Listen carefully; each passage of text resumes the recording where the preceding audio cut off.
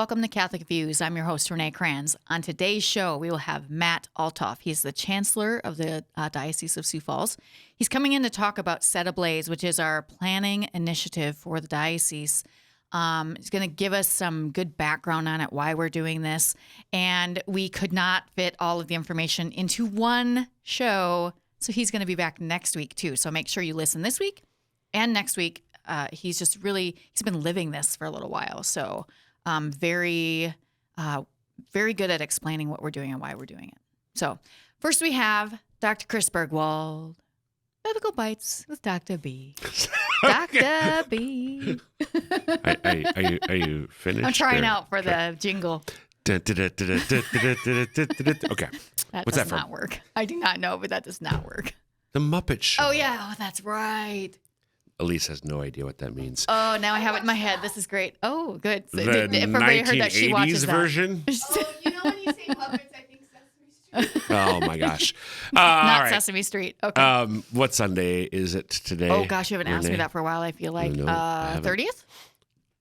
Well done. Oh, yay. So what we have not talked about hardly at all, we've been focusing, especially in the first reading lately, the gospel a little bit, but we've been neglecting the poor second reading. The second reading always just... It's like this weird outlier, Right? so yeah. So Kind of like some of us. yeah, amen, sister. So the second reading, again, as regular listeners will know, it's that semi-continuous reading where it's the first reading, the psalm, the gospel, all are thematically connected, tied together. But for much of the year, at least during ordinary time, the second reading is more of taking us through a tour of the other New Testament writings outside of the Gospels. Right.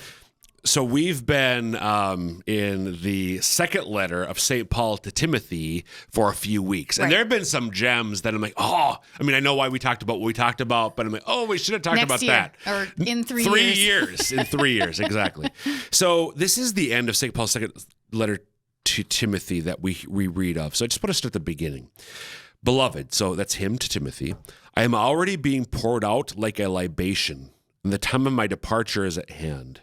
I have competed well, I have finished the race, I have kept the faith.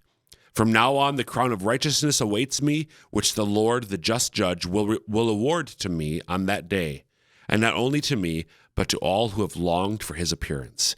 So what do you think he's writing about there, Renee? Well, I imagine he's writing about maybe the end of his life. The end of his death? yeah.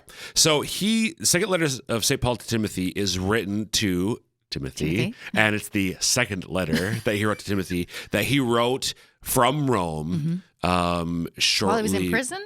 While he's imprisoned shortly before his death. So the tradition says that both Peter and Paul were martyred by the Emperor Nero, who was looking for a scapegoat when he accidentally burned down the city of Rome. Oopsies. Let's just blame these crazy Christians. Right. He happened to have Paul and Peter and others in custody, so they were killed. But what struck me, Renee, I want to go back to that first line.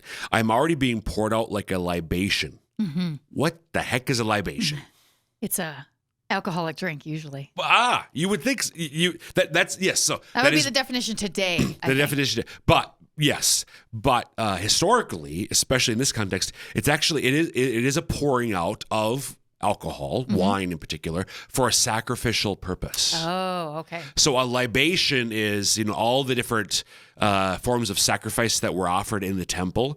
A libation referred to the sacrifice of some sort of alcohol. Wine, it'd be wine.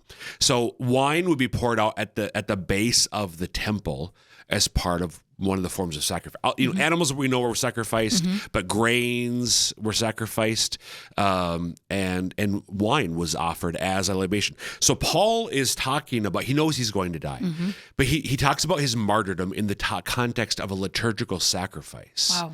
So where our liturgy, where our worship of God really shapes our entire life. So for St. Paul, he views his looming death and martyrdom, which he knows is coming, as a sacrifice that he offers to God. And I think it's just a great example for us. Yeah, that phrase makes much more sense now. Thanks for clearing that up. You bet.